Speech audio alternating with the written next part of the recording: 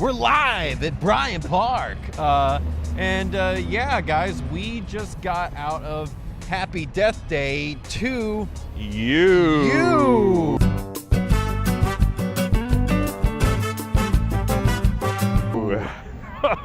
And after that obnoxious intro, yes, and the guest to my right is obviously Jeff McAndrew. And Jeff, I know that you were actually a big fan of the first one, so not only am I going to let you say what you want because you're the guest and I'm holding the camera, but because you're such a big fan, Jeff, initial thoughts about Happy Death Day to you. That movie was bat crazy is the term I'm going to use. Okay. It had a little bit of everything for you. There was some horror, there was some sci-fi, there was a romance, there was drama. I don't even know if the filmmakers knew what kind of movie they wanted to make. No, I thought this was a pretty straightforward movie, very grounded. Yeah. No, absolutely. I thought that it was pretty crazy as well. It definitely kind of plays off, you know, kind of like a horror movie in the beginning, and then it throws in that sci-fi element, and you're just like, it starts out like, okay, this is like a sequel, and it's a horror sequel, and then by the time it's over, you completely have forgotten what type of genre the movie's even supposed to be. Which, that's not to say I didn't like it, but it almost opens up like a Marvel Cinematic Universe in the end, which we may get to, but those are our initial thoughts. What did you think of the acting? I mean, everybody was good. They were reprising roles from the first film.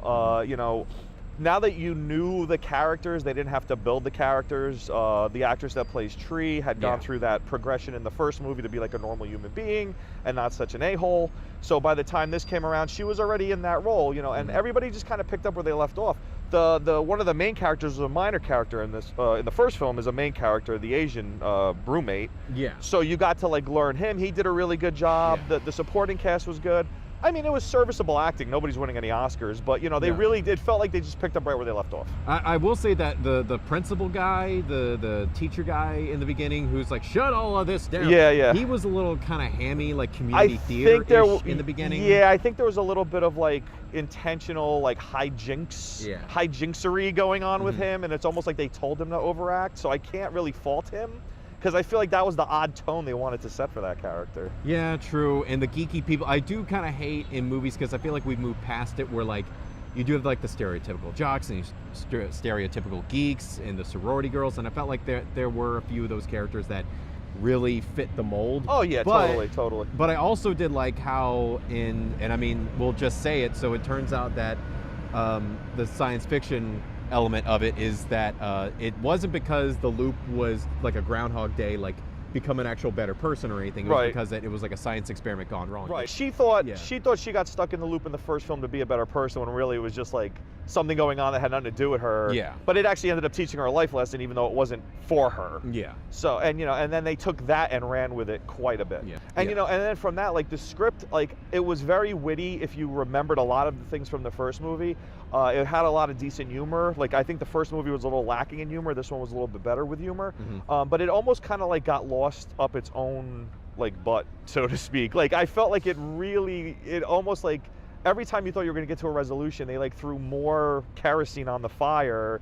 Yeah. And there were like 3 or 4 like false endings. Which I kind of liked that. And then I like some of the new stuff that they threw in. Like the fact that like she kept on killing herself, but then it turns out that like a cat with 9 lives, that she only can take so much, which they hinted at in the first movie, but then they kind of got rid of it, and then they brought it back in this movie, and then they made it more important in this movie than in the first one, because it happened to her in the first one, and then by the end of the film it was almost like, okay, that we're going to get rid of that idea. But in this one, it actually, like, they used it as almost like a deadline approach.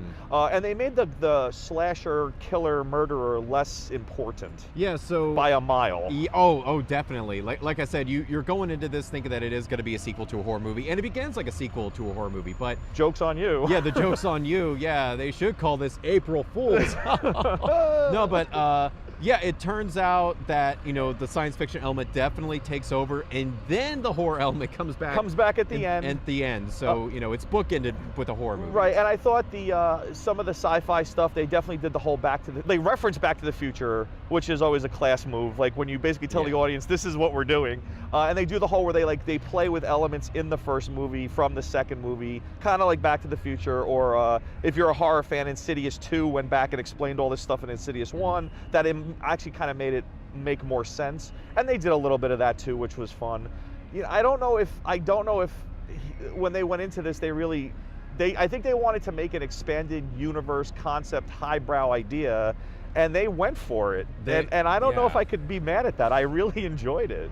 A lot of fans of the original might not like this. Oh, they're gonna hate this. Yeah. This is like a geek movie big time. Like I was like, very happy with it because it embraced its geekiness, and you know, it was trying to be much more than a basic slasher film. And I think if anybody from the first film who goes into this like thinking they're going to see a horror sequel, they are going to be brutally disappointed. No, it's bad. But I like some of the stuff. I mean, not bad in the sense that this is a bad movie. It's a bad detour. It's a bad detour, and I feel like not a lot of fans will be on board. Like when it was revealed, and I'll just say the spoilers, in the very beginning, it turns out that the killer, because the Asian character is the one that is actually in the loop in the beginning. Right. And it turns out that the killer is actually him because he's trying to kill him to stop the loop. Right. Like once it was revealed that it was him, then that's what was like. And that's not even the true killer of the movie. That was just a plot device that they threw at the beginning of the movie. When I saw that, I was like, I don't know if I can get behind this. But then when the movie actually played out, and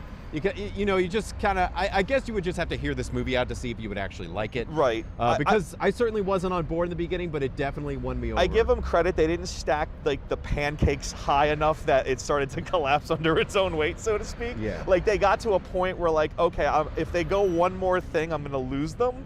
But they just went far enough that you could follow it without getting like completely lost. Oh yeah, which was nice, because sometimes they get so far beyond where they need to be that they lose sight of the whole thing. And I will say this, it had a lot of heart. Again, it had a lot of heart. Like there was like some actual emotional stuff, and a lot of the weight from the first movie with like her relationship with her mother and father that they really didn't get a chance to go into, they brought into this, and you actually cared about her character quite a bit.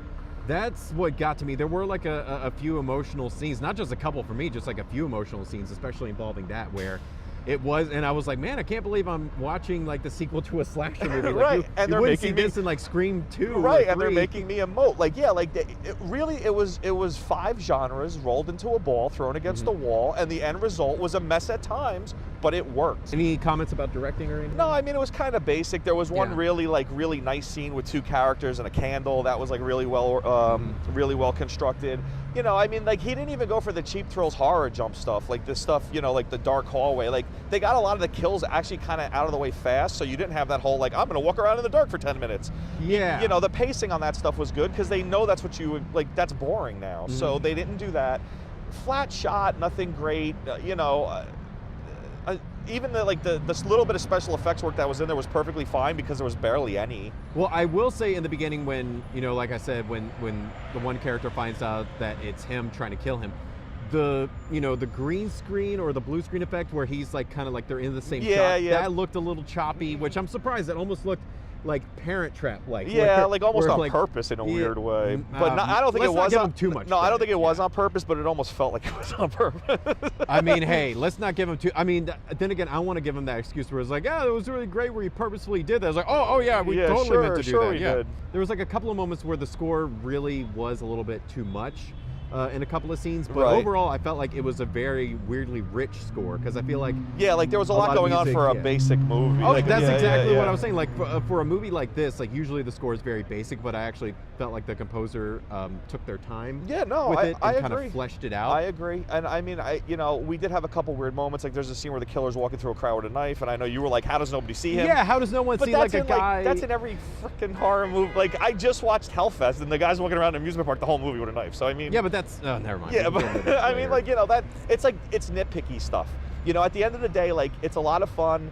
You know, they're true to their characters. They do set up, I guess, a third movie, sort of, kind of.